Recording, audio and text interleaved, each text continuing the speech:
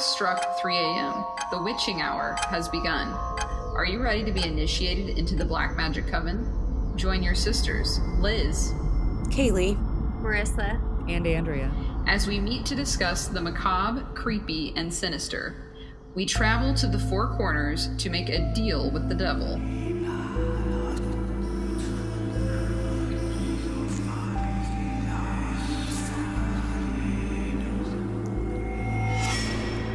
So today we are talking about deals with the devil. This is like an interesting topic because it's like it has a ton of information and then like not a lot of information. It's kind of a weird thing because it's like you hear a lot about deals with the devil, but how many obviously how many people can be like, I literally made a deal with the devil, this is real, and here's my proof on how I did it. Right. That's going to be very difficult to prove. So there's not a lot of real examples of deals with the devil necessarily, but there's a lot of story behind deals with the devils, and of course, or deals with the devils. Whoa, multiple devils. Devil? all of them. The devil. No, so there's a lot of story and folklore and stuff like that, and so we're gonna kind of delve into this concept and talk a little bit about that, and then also maybe talk about a little pop culture because we love a good pop culture moment. So first off, I thought I would start with just kind of an intro of what a deal with the devil involves, and then we're also going to talk about Faust, who to me is like immediately who I think of when I think of deals with the devil, because to me that's like the OG like story, folklore that has been passed down. So a deal with the devil also is called a Faustian Bargain, or a Mephistophelan. Did I say that pretty right? What do you guys think? I think so. Sounds right. Okay. Bargain. I really tried to practice that word, just so you guys know. Good.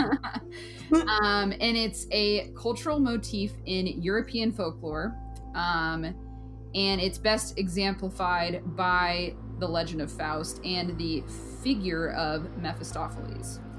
And it's also elemental to many Christian traditions. So obviously in Christian belief there is mention of the devil, and so therefore it goes down to there is a Christian belief about witchcraft, and with witchcraft there is a pact between a person and Satan or a lesser demon, and the person offers their soul in exchange for diabolical favors. And those favors vary by the tale, but tend to include youth, knowledge, wealth, fame, or power. And it's funny because this like immediately made me think of the Fear Street movies. I don't know if Yes. like when I was doing this, I was like, hey, like, because she basically sacrifices her hand to the devil to like make her pact with the devil, the witch in the Fear Street movies does, Sarah Fear. And so I was like, oh hey, there's like a very recent little pop culture moment of like this deal with the devil concept. So until you said that, I just like Adam and Eve just popped in my head, which I hadn't ever really thought about would fall into that same category. Oh yeah, I think Adam and Eve, I would say, is maybe technically the first deal with the devil. Like, yeah, right, with the apple and the snake. So because the snake is the devil, right? Is Satan, and so he basically and like the knowledge factor of like that's what he convinces Eve that she needs knowledge. And so that's what he gets her to do, which of course they blame the woman, but it's all classic. Downhill from there. That's another story. But so it was also believed that some people made this type of pact just as a sign of recognizing the minion as their master. So like they would just make a pact with the devil to be like, you are now my master. So like you as Satan, I pledge my life to you, and it's in exchange for nothing.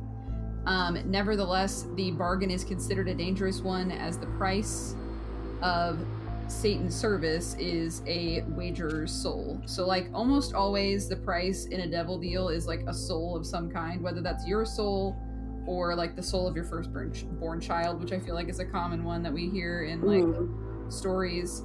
But it's almost always like that is the trade-off. And so there are a lot of stories where people try to outwit the devil, and so like they try to get out of their deal. So the person making the pact sometimes tries to like get out of it, but usually they end up losing in the end somehow. I feel like there isn't a ton of examples where someone's like truly able to get out of the deal altogether. And it's considered a foolhardy venture because they, you know, you're just not going to win. It's the devil. I don't know. Can you guys think of, is there any that you can think of like examples of people that have truly tricked the devil? No. Sabrina, the Netflix. Oh yeah. She's the only one I can think of, right? Like she. That's a good one. Yeah. I was gonna say Keanu Reeves in. Oh yeah. It, but he doesn't. 'Cause No. At the end, like he does. Yeah. Back. Yeah, I feel like it's very rare. Yeah. Yeah. Because the devil's the ultimate, right? Yeah. The ultimate. Well, and it's kind of like the monkey paw thing. Like he's gonna make, or I say they are gonna make you feel like you won even when you didn't. Mm-hmm. Right. Yeah. Yeah. They'll trick you. So just to dive a little bit further into the Faust story. So Faust is highly successful, yet dissatisfied with his life, which then leads him to make a pact with the devil at a crossroads, and he exchanges his soul for unlimited knowledge and worldly pleasures. So the Faust legend has been the basis for many literary, artistic, cinematic, and musical works that have reinterpreted it through the ages. So Faust and the adjective Faustian implies sacrificing spiritual values for power, knowledge, or material gain. And by the way, when they say musical, they're talking about operas, because there is 5 bajillion operas that are based off of this concept. So if you're an opera person at all... I know opera isn't necessarily tied to Faust, but isn't the fiddle usually connected to the devil? Yeah, there is a lot of stories with the fiddle. Because Yeah. of that devil Went down to Georgia. Yeah. Yeah. It's And like one of the most annoying instruments too. What? Marissa, I played that for like 14 years. No, you did not. I did. Oh my god. I was really good at it too. Not to toot my own violin. Why are you not playing the fiddle up for our intro song then? Because I got old and tired. And Oh my gosh, I played the violin in 4th grade. I didn't call it the fiddle, but I was pretty good at it. Well, yeah, I called it the violin. I played 4th through 12th. I'm just messing with you. I couldn't even really recall like how much a fiddle differentiates from other. The fiddle's all about how you you're hold playing the it, instrument. Yeah. Kaylee, we need to form a fiddle band. I'm fucking down. I also have a mandolin. Oh, you guys can be like fiddle now. It's like a thing. you guys can do that number from Singing in the Rain where they do fit as a fiddle. Yes! And, like, get Let's the go. Somebody else has to sing. yeah. Yeah, I'm don't not a let singer. me do that. No. Well, so I have a question. If y'all were going to theoretically like make a deal with the devil, would you do it in exchange for youth, knowledge, wealth, fame, or power? I think I would do it in exchange for my dogs living as long as I do. Aww. I would give my firstborn child for knowledge because I feel like with that I can get all of the other things. That's fair. I think And I'm money- never gonna have a kid, so screw you, devil. That's how you trick him. Screw you, devil. Yeah, I don't know. I feel like wealth comes with a lot of those other things. Wealth, Like, yeah, like, to me, wealth is like probably to me the one that I would. yeah, rich people are always like, money can't buy you happiness. Bitch, it can buy me a lot of things that would make me happy. Yeah. I'm gonna be a terrible rich person. Like, let's be honest. Like, I'm just gonna be buying like $1 billion pinky rings and flying a big dick to the moon just because I can. Like, I'm not gonna I think help that would be anybody. a- I'm just I gonna be think a I would total be a great rich narcissistic person. asshole. I would just gut my house, make it the house of my dreams. I'd pay off my car, my very, like, middle-class car. I don't need a fancy. And then travel. And I would travel, for me, yeah. Traveling is the top. Mostly, I would, like, be like, Mother, I'm buying your house, and you and I are going to travel the world together. Mm-hmm. That's a As long as I can take my dogs with me, which if you have enough money, I bet you can. Mm-hmm. Oh my God, you guys are good people. I would go towards wealth too. Like, we may not be able to buy happiness, but like, we're all unhappy to some degree anyway. So Yeah. like comfort. Yeah, it can buy, like, it can pay my bills. Yeah. I don't know. I'd probably go for like, I'd go for wealth, and then maybe if he has time, youth. If he has time. I feel like basically like Jeffrey Bezos's like ex-wife made a deal with the devil, which is that she Probably got out of that marriage, but like she still got to keep some of that money. Mm-hmm. She didn't get to go to space though. No. Oh But did he really? He went to space Honestly, for like 5 seconds. Yeah, literally, who fucking cares? Good job, man, on your dick rocket. What's the point? You didn't even go to a planet. Right? Yeah. Ugh. So getting back to Faust, which Yeah, let's sorry. be real, let's say, you know, Jeffrey Bezos is basically Faust. Let's be honest. So Mephistopheles will serve Faust with his magic powers for a set number of years, but at the end of the term, the devil has to claim Faust's soul, and Faust will be eternally enslaved in hell, which to me does not seem like a good trade-off. I don't understand ever why somebody would make this deal. Agreed. And I feel like there is nothing worth like being eternally damned. Like that is wild to me. Like I just it's so the only reason I feel like you would make a deal is if you had something that wasn't yourself to give him. So like the firstborn child thing to me makes more sense. Yeah. Because to me at least it's not you. Even Because you don't know that child. I don't know though if I get to pick what I'm doing, because like I'm gonna reference Little Nicky now. Like if I get to shove pineapples up Hitler's ass for all eternity, maybe. Well, yeah, I mean, I guess if you're working, I guess, yeah, that's true. You're It's working saying- in hell. Yeah, you're working as somebody that's working for, instead of being tortured yourself, I guess is maybe an interesting way to look at it. Because, I mean, to me, in my brain, I'm thinking you're getting tortured. Yeah. Like, you're not happy. Like, that's usually what I feel like it ends up being. But, like, I guess in this, it does technically just say that he's enslaved.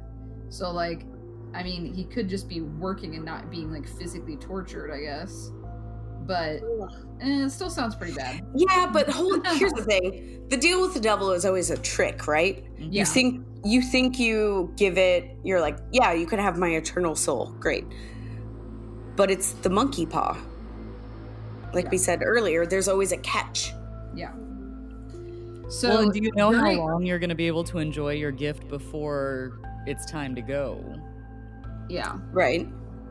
Yeah, is it going to be like 2 days and then they're like, bye? Which honestly, I think like Sabrina did an okay job at tackling that sort of, they sold their soul to the devil for this or that, and now the devil's coming to collect. Yeah.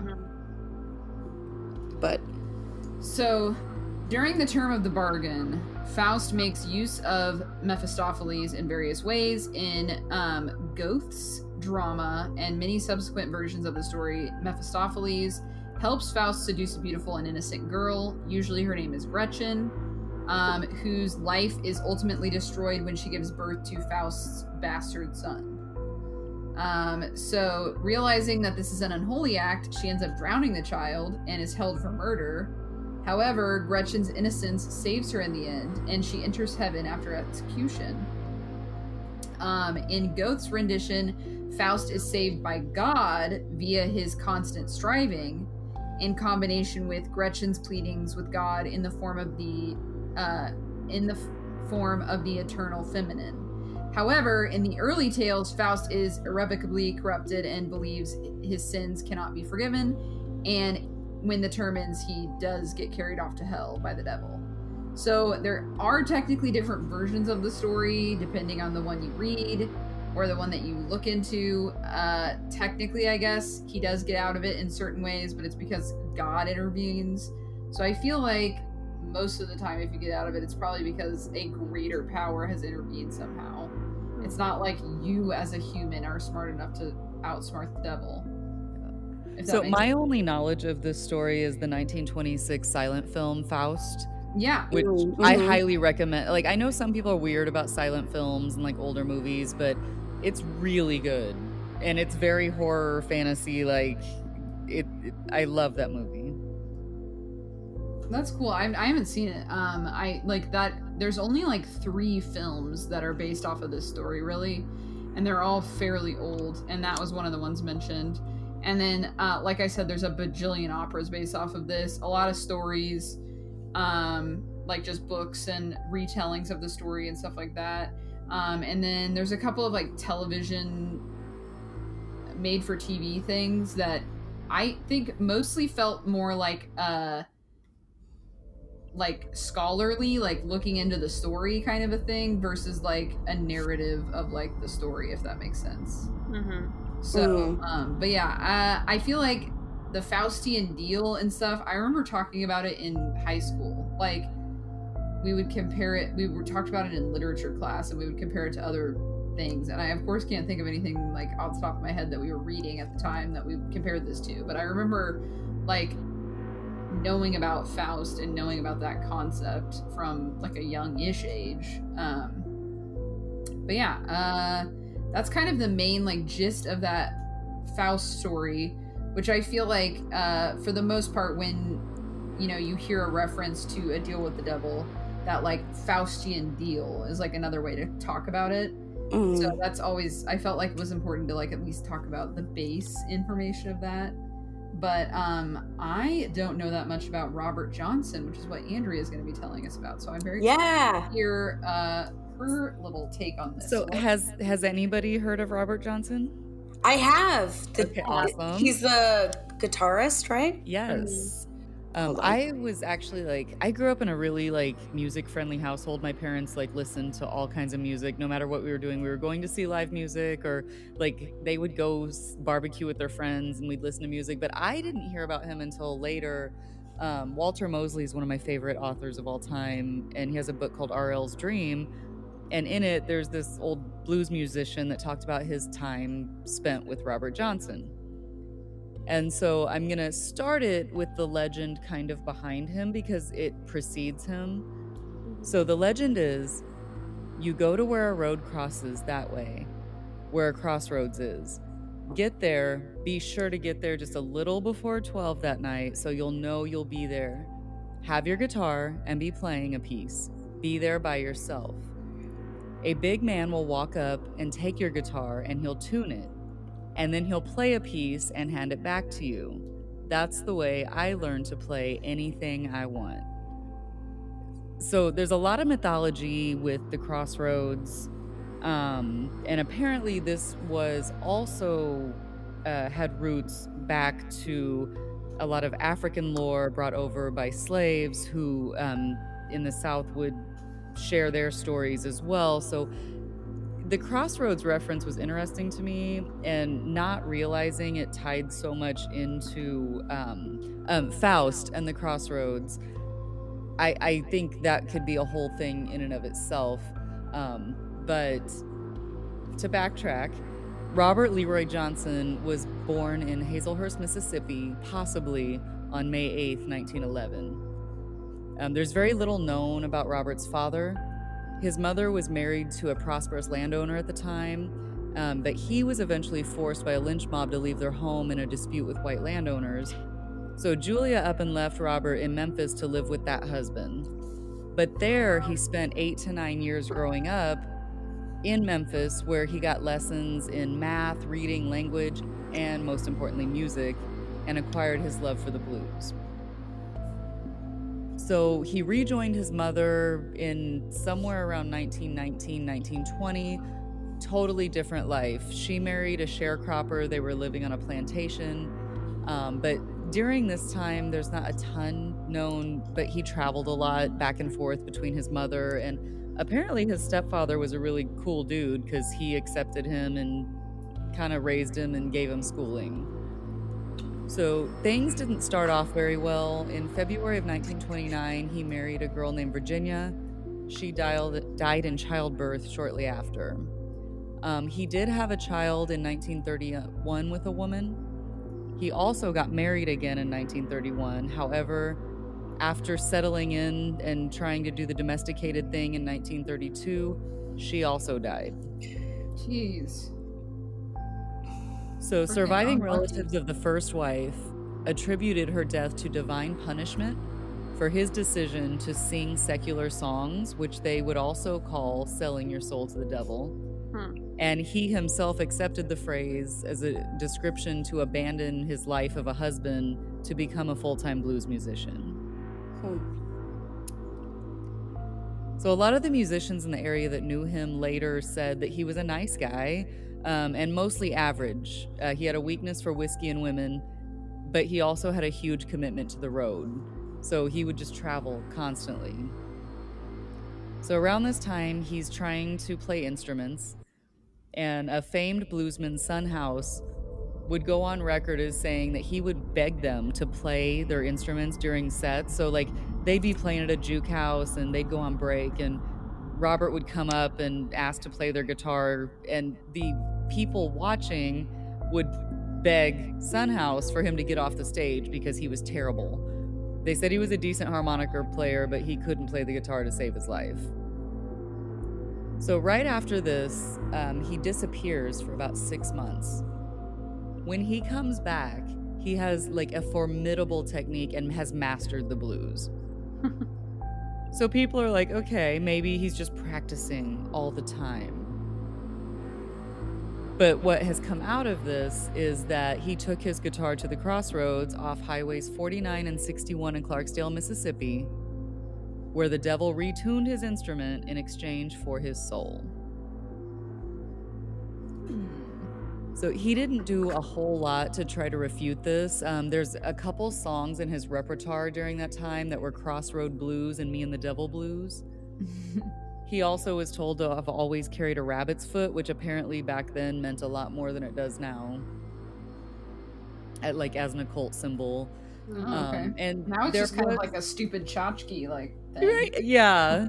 Like you stop in a gas station anywhere, like, oh, it's a rabbit's foot, but I guess back then it was a big thing. Weren't sure if the devil in these songs were referring to, like they had referenced his choice to leave his family and go on the road and play the blues and unholy music. Or excuse me, sorry. You're good.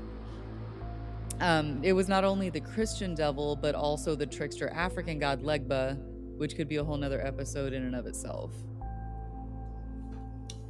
So shortly after, Johnson died on August 16th, 1938 at the age of 27. His death was not publicly reported, and there was a lot of people that were still looking to play with him, because by this point, his reputation was getting out there. People were like, where did this kid come from? How can he play so good all of a sudden? There was I think 30 years later, somebody found his death certificate. There was no autopsy and no immediate cause of death. So all of this just contributed to the legend even more, an oral tradition. There were a couple theories outside of the devil just taking him. He had a way with women, and there were rumors that close to his death, he was flirting with a married woman in a bar, and that man had poisoned him, that he began feeling ill. There was also rumors that close to his death, he had been seen on all fours barking like a dog outside of the juke joint. What? Which could be the poison, could be the devil, but it also could be syphilis, which was another rumor that is something that he died of. And then in 2006, a doctor actually had said, looking at his photographs, he had unnaturally long fingers and a bad eye, that they thought he might have Marfan syndrome, which could cause an aortic dissection, your heart splits. So there's a lot of theories on how he died, but nobody actually knows. I forgot that he was a member of the 27 Club. Yes, Yeah. absolutely. So They say he's one of the original. It was "Oh Brother, Where Art Thou" is what I was thinking do they of. talk about him in there? They don't talk about him specifically, but they talk about a musician who tells them he sold his soul to the devil. Yeah, and there were reports from other blues players at the time, whether they wanted fame or they were telling the truth, that he had actually admitted to them that that's what happened. Mm-hmm. But basically from 1932 till his death in 38, he moved all over the place. He never had a home. He would stay with ladies in different cities and just play on street corners. which is a huge shame because at the end, he only had 2 recording sessions. There was one in San Antonio in 1936 and one in Dallas in 37. So he left us 29 songs. Wow. Oof. That's a lot of songs, actually, for just 2 recording sessions. Yeah. It took until 1961 for Columbia Records to assemble a collection and release it. Wow. And then at that point, Eric Clapton, Bob Dylan, Keith Richards, Robert Plant, they've all cited him as key influences on their own work. Eric Clapton even said he was the most important blues singer that ever lived. Yeah, that's how I kind of know about him, because I love the blues, but like I saw like Eric Clapton, B.B. King, Buddy Guy, Santana, and like ZZ Top in Dallas. I think I was like a junior in high school. It was a really cool show. And I know some of their songs, like some of the Clapton songs, are influenced by Robert Johnson, and I think some of Zeppelin's too, maybe a couple from Led Zeppelin. But I just remember when I was starting to get into those types of musicians and starting to listen more blues, like, you know, Buddy Guy, Muddy Waters and stuff, the Delta Blues in particular with Robert Johnson, he kind of came up. But even like the recording on his songs that you can hear, it's so old. It's really hard to get like a really like clear sound, you know? Yeah, I found a couple of YouTube playlists with somewhat cleaned up, but I think that adds to the whole mythos of it being gritty. And hearing that grainy sound, because his voice was like very unique as well. It wasn't just his guitar playing, like the whole package was a vibe. But since his death, he got recognized by the Rock and Roll Hall of Fame, the Grammys, the Blues Hall of Fame, and the National Recording Preservation Board. Another fact that I thought, like, again, just adds to the mythos, up until the 80s, there were no images of him. It was like, did this guy really exist? Or is... to this day, there have been 3 verified photos, only 2 of which have been published. What? Yeah. So in the end, he has 2 photographs and 29 songs. I'm sure he has a legacy greater than he ever imagined, but it's kind of the monkey paw thing, because he never got to enjoy it or realize it was there. Yeah. But also, there's a lot of people that will argue that he invented rock and roll. He was an inaugural member of the 27 Club, paving the way for Kurt Cobain, Amy Winehouse, Jimi Hendrix, Janis Joplin, and Jim Morrison. That's and fortified the marriage like between rock music and the devil. That whole lore of that going together just kind of was like solidified with his story. I wonder if that's, so maybe that is why that's like, it's like rock and roll music is like the devil's music or whatever. Yeah. That's such a huge thing, you know what I mean? Like, so I guess maybe it's, I mean, it sounds like it is definitely linked because of him. So like, that's kind of interesting. I didn't know that connection was because of him. So. Well, crazy. And is it lore, or did the entire 27 Club sell their souls? Okay. I went there. I mean, it makes sense.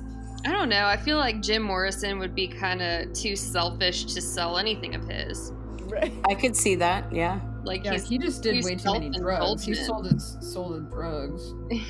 Like, yeah, I don't know.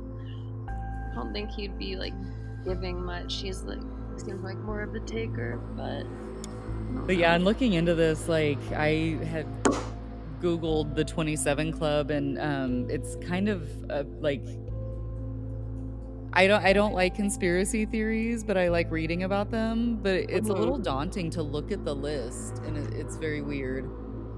Although I have to call back our conversation about Stoll, Kansas, when I made the comment about Ariana Grande selling her soul in Stoll to become famous. With the fly in her limo. So she just turned 28 in June. Okay, so she's good. She's safe. So she survived. Yes. Okay. Yep. So she either got out of it or she didn't do it. Yeah, so that's his story. And I was like, There's a lot, but there's not a lot because most of it, all of it is allegedly and supposedly, and legend has it. There's not a lot of concrete info. And I feel like, correct me if I'm wrong, but I think he's the most recent example of a literal selling his soul for the devil. Mm-hmm. I think of somebody that like, because there was a lot of like AD references. Yeah, it was well known that someone did this. Yeah.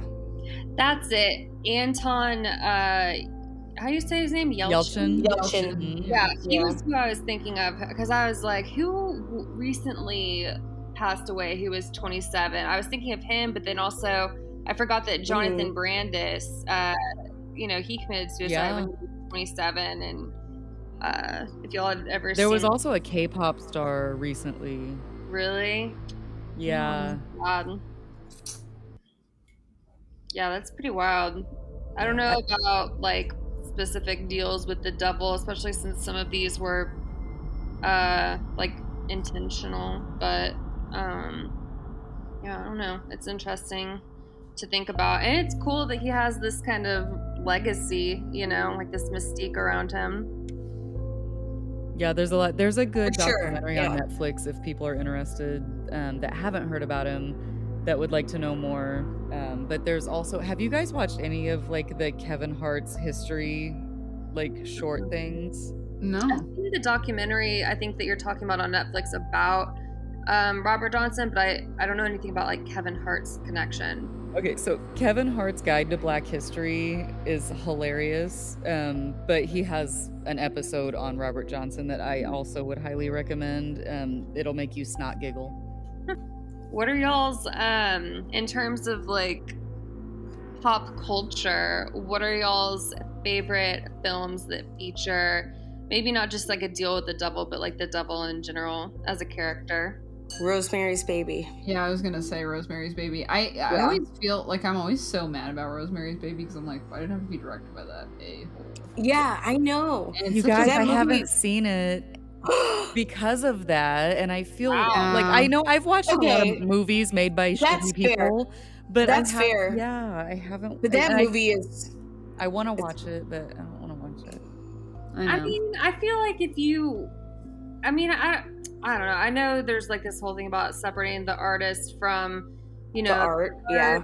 And I respect people's decisions who don't listen or watch things because of shitty human beings, for sure. But at the same time, I'm like, the book is really good too. If y'all have never read it, I would suggest it. It's pretty good. And there's even like I didn't see the knockoff series on Fox. I don't think it got super good reviews, but yeah, I would definitely suggest at least looking into the movie and watching the movie.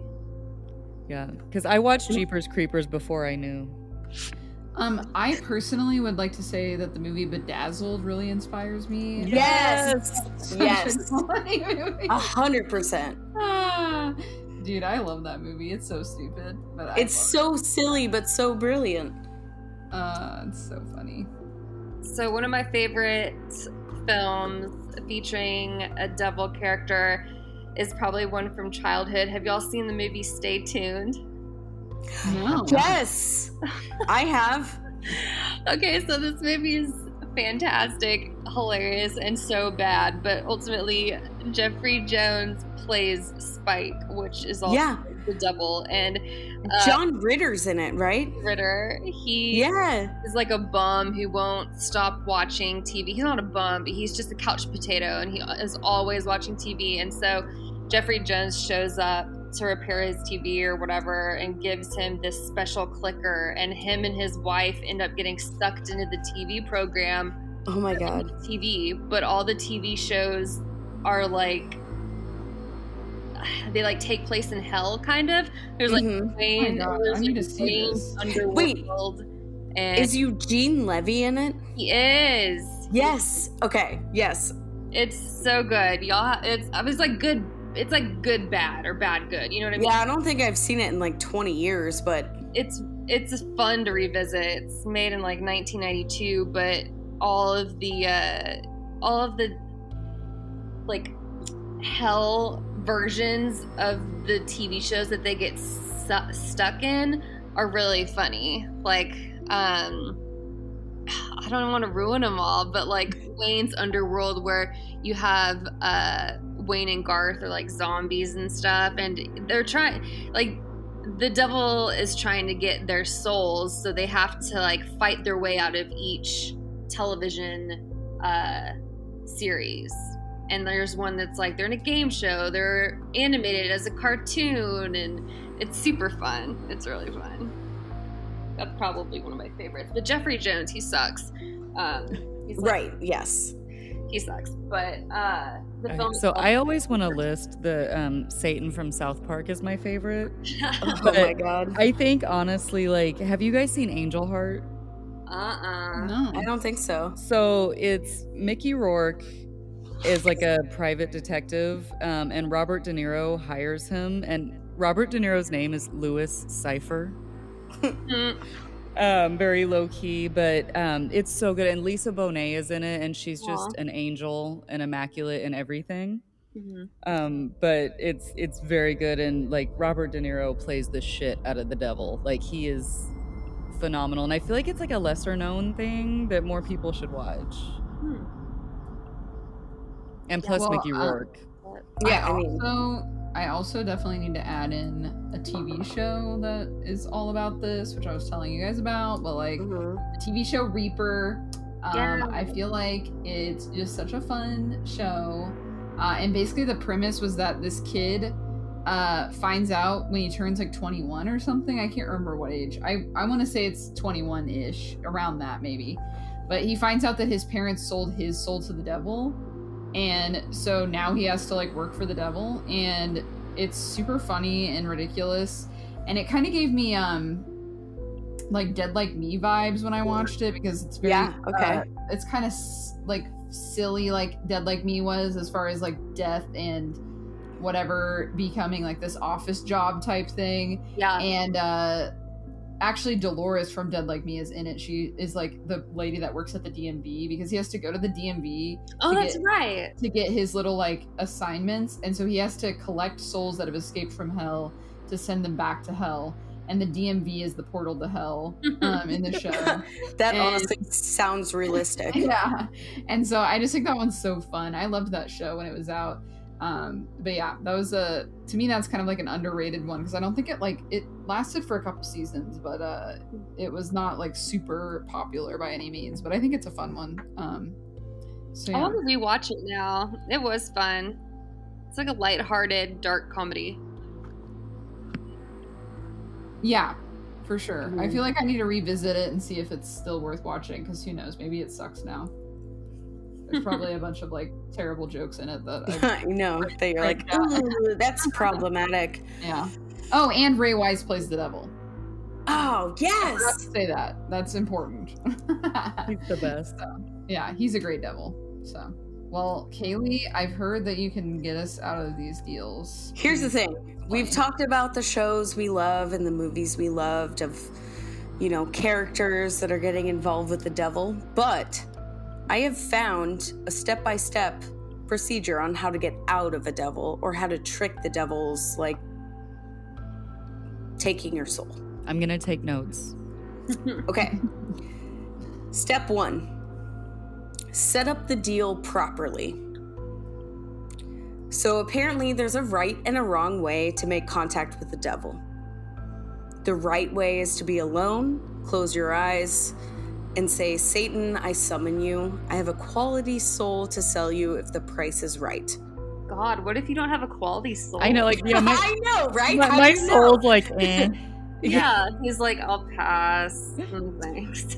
Here's the thing about this specific point, is it says there's a wrong and a right, but they only give you the right way. Okay. So soul is right. It may take dozens, even hundreds of times, but at all costs, avoid sounding desperate. Like dating. Yeah. Because he'll show up eventually. Step 2. Deal from a position of power, right? So your soul is what he wants. The biggest mistake people make is to underestimate how badly Satan wants their soul. It is precious gold. He will give you anything to get it.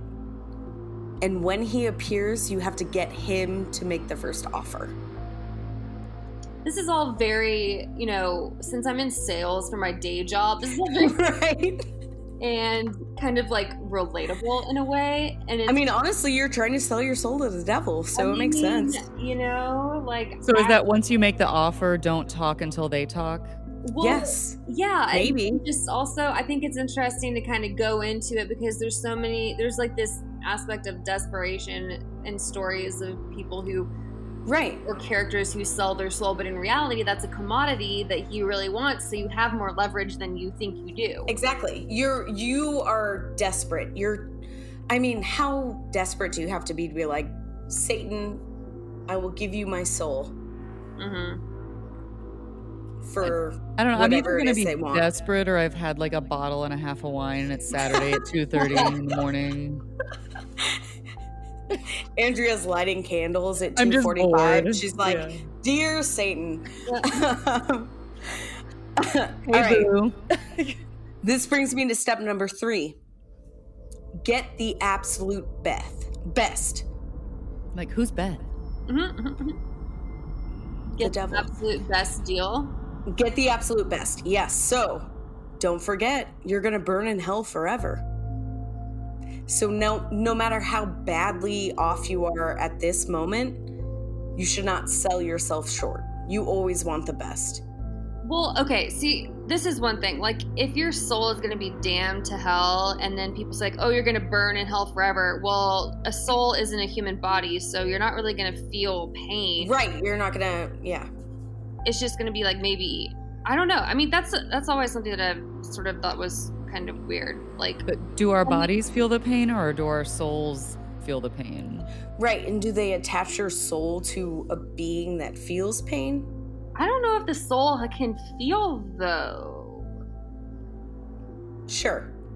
I don't know. I agree with that. I mean, yeah, you obviously want to get the best deal possible from the devil to, like, buying a car or a house, but, Yeah.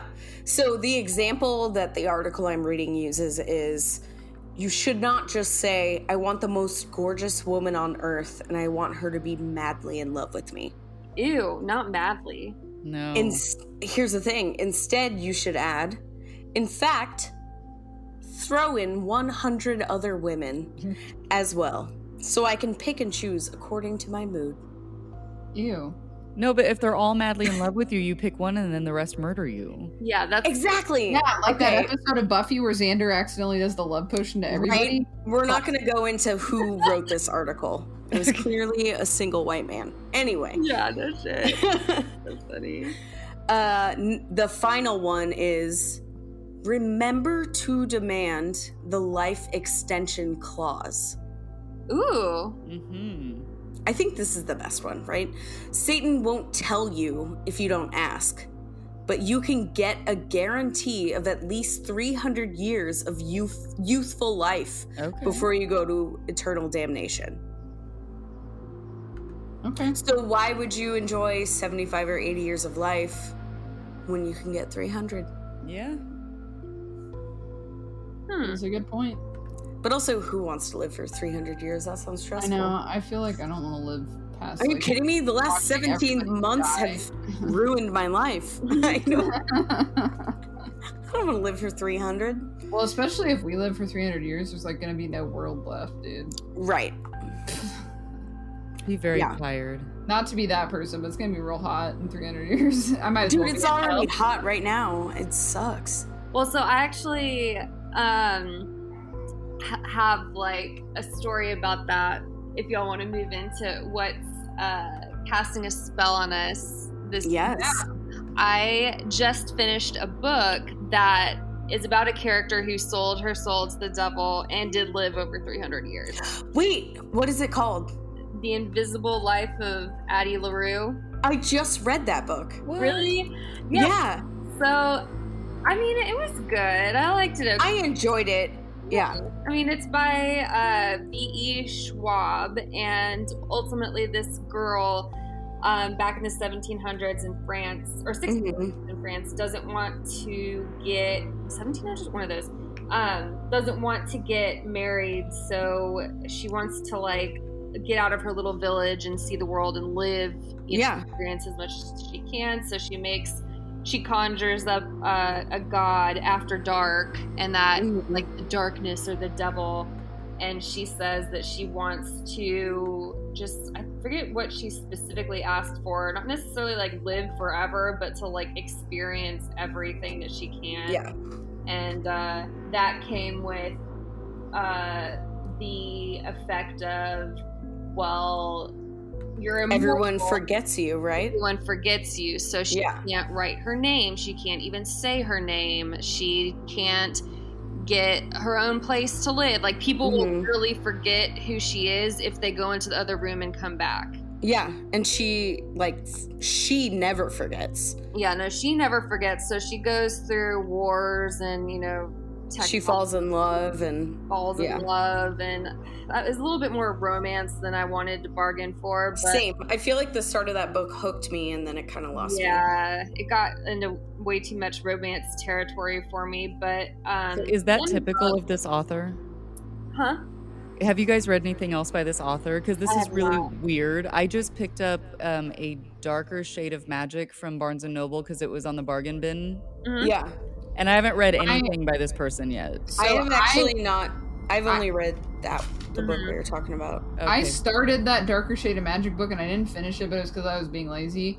But my husband's sister loves that series, and my aunt too. Okay. So they both really like that series. So I mean, the writing wasn't bad, but I enjoyed it overall. It wasn't entirely what I was hoping for, but if y'all wanted to read a really good book about the devil or Satan's experience in the modern day, for example, I would read this book called I, Lucifer by Glenn Duncan, and it's essentially, it's more philosophical than Addie LaRue. It's like more of a reflection on humanity and history and the origins of the devil, because it's about Christianity, religion, and the origins of the earth through the devil's perspective, because he's basically getting another opportunity to enter back into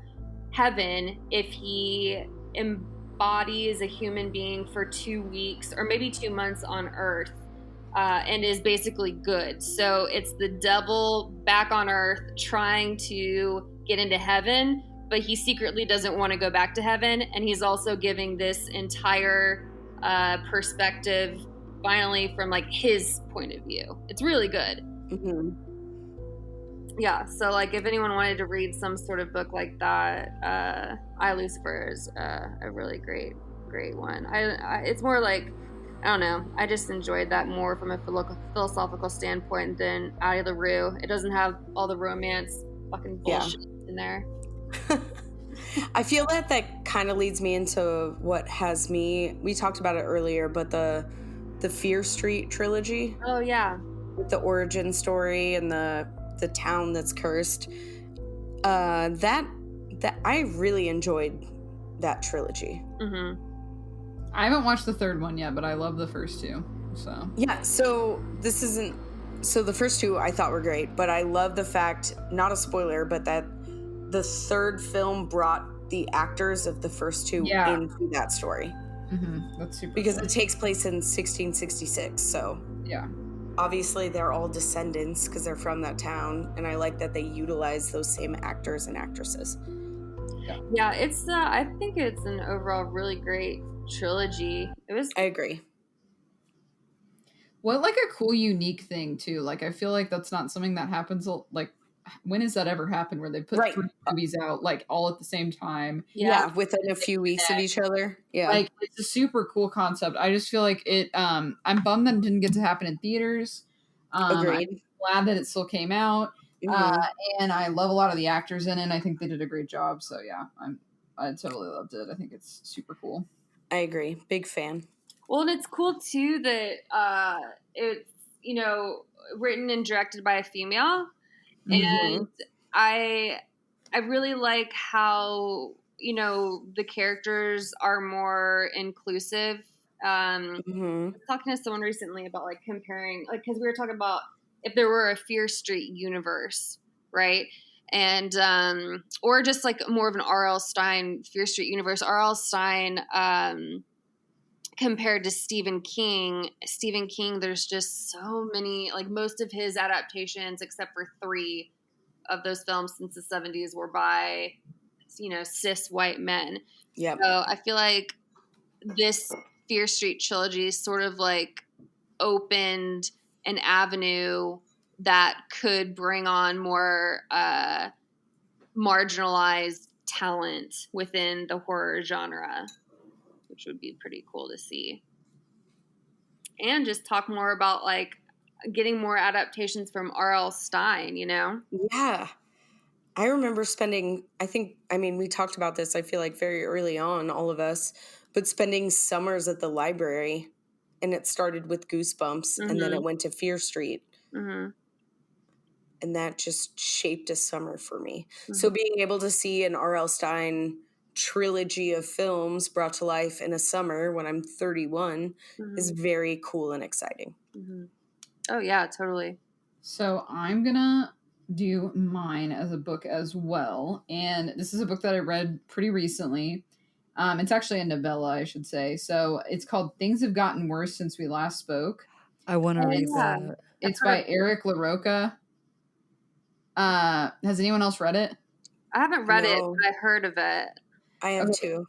It And was the cover so looks good. really cool. I really liked it. It's funny because I read it in like a sitting because it's not very long. It's like 100 something pages. And I got it on my Kindle. And so then I like passed the Kindle to my husband. I was like, oh my gosh, you got to read this. So then he read it like just shortly after that. And then like he was like, yeah, I didn't really like it. And I'm like, you're wrong. Oh, no. Like, and I just really liked this book. I thought it was so creepy. His deal with it was that he was like, it all happened way too fast. Like, I don't believe this would happen in that short of a time. And I'm like, well, it's a short book, but it didn't take place like over an hour. Like, you know, it's Right. like, but the cool thing is that it's all done through, it's these 2 women that meet on a queer forum. And it's over like something really random. Like she's selling like an apple peeler on there. And so they start talking and, they start emailing back and forth, and then like they end up getting AIM connected, and so they're like AIMing back and forth. Which, for those of you that don't know what that is, it's like chatting on the computer. Okay. Can I interject real quick? Yes. What was y'all's AIM? Oh no. Mine was Lizzie Lou 2, LIZEELOU 2. So I was a jerk that changed mine all the time. Okay, well, what was your most like used one? Bubbles 90. Oh, God. Oh my god, I love it. That was my childhood nickname. My childhood nickname was Bubbles. Aw. See, I didn't use AIM. I had ICQ. Ooh. Old. You have a screen name? And I'm trying to remember exactly what it was. I just remember it had something in the end that was like GRRRRL, like girl. But I don't Riot Girl. I don't remember exactly what the beginning was. Oh my Yeah. god, I love it. So I need to elaborate on why my nickname was Bubbles as a child. It's very short. Okay. It's because I had such a bubbly personality. Aw, that's Aw. cute. I can see that. Yeah. Mine Can you? was Right blonde. now to this day. Yes. Yeah, I used Angel a lot. I have Angel tattooed on the back of my neck because it's true. You laugh. I'm No, hurt. it's out of love. Yes. I don't know. Mine was kind of ridiculous. Like I had one, what was it? I think it was blonde and then Q, the letter Q and then T, 182. Blonde cutie. Yes. Oh. And I loved Yes. 182 at the time. Aw. I know. Mark Hoppus. I know. So ridiculous. Fuck cancer, man. It's so funny to hear everyone's like AIM screen names, though. I had to interject because I was very curious what you. Okay, my most embarrassing one. Oh yeah, one another one. I had a lot. My most embarrassing one was Joel's Girl 4. Oh. Joel. Life God. Is that your with a favorite? Y. No, it was one of the singers of the band Good Charlotte. Oh. Oh, quality. No, not quality. No, but I love it. Yeah, so anyways, they like AIM and then like it becomes like messed up basically. But I like, and I won't give away anything because it's crazy, but like it's so, I don't know, it's such, to me it's totally worth a read to just sit down and read it because it was a journey. And I was like, what the fuck? Because I was not expecting anything like it to happen. So okay, so anyway. you're talking about it's AIM based chat thread. Is the novel like? Do you see their conversations? Yeah, it's like you read it and it looks like an email. It looks like an AIM chat. Like it So shows I their really- screen name and then like their little text. I really enjoy those type of books because one, I think they're really quick reads, and they Oh yeah. a lot of times have good stories, but also they are like the novel version of, It's like a you know, like creepypasta, like a Reddit yeah, thread. or like yeah. the Blair Witch Project. Yeah, I like that. Yeah, I really liked it. I thought it was very well done. So highly recommend. I just saw that pop up on my Goodreads the other day, so I'm glad to know that you enjoyed it because I marked it as want to read, but I was a little bit iffy on it because I didn't. It was pretty vague and Yeah. short. I mean, it's short, so you can get through it quickly, but Yeah. yeah. Well, if you guys read it, I want to talk about it because It keeps popping up on a horror book club I'm on Facebook, and I dug the cover art. Yeah, so- the cover. The cover art looks awesome. That definitely caught my eye. There's a lot of good horror novels coming out the past couple of years. Yeah. Honestly, it's a novella, so I think we should all read it and talk about it next episode. I agree. Yeah, I'm down. Okay, so you guys, my thing is something that surprised me because it was something I really didn't want to watch, but my person put it on, and it's called Blood Red Sky on Netflix. And so I was thinking about it while we were talking about. Oh my gosh! Someone texted me about this and said, "Don't look up anything about it. Watch it. Just watch it. So good." So instead of A Deal with the Devil, I would go find a vampire to bite me. I think instead. Okay. Is it a movie or a show? So it's a movie. Okay. And basically like the synopsis that's out there in public, no spoilers, is like there's a group of terrorists hijacking a plane. And that's all I'm gonna say. But it's good, and there's a vampire in it. And it surprised me. Like I said, I knew nothing going in, which I think is the best way to watch movies lately. Like don't watch the trailer, don't look anything up, just go watch Blood Red Sky on Netflix and then tweet at me about how much you hated it. Man, but I liked it a lot. I thought it was very like original for the genre. Cool. Sweet. Well, ladies, we will be back again sometime. Right. If you like what you've heard, find us on Anchor, Spotify, or anywhere you listen to podcasts, and follow us on Instagram, Facebook, and Twitter at Black Magic Coven, and use the hashtag Black Magic Coven to interact with us. Yeah. This concludes the gathering of the Black Magic Coven.